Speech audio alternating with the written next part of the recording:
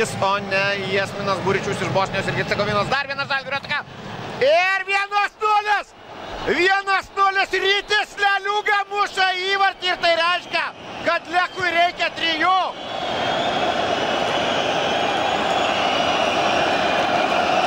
Štai taip, paimkite.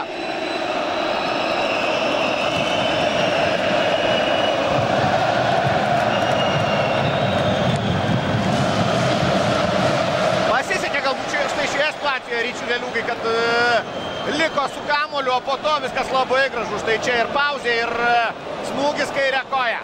1-0 Žalgiris priekyje.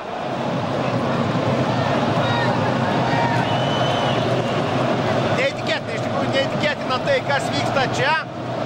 Ir vertinant tą žaidimą, kurį matėme, jeigu Žalgiris išlaikys.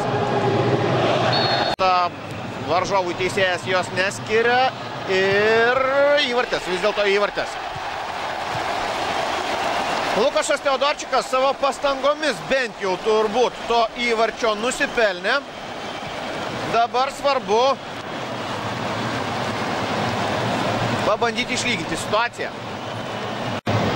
Netrukus sužinosime, kiek teisėjai pridės iki...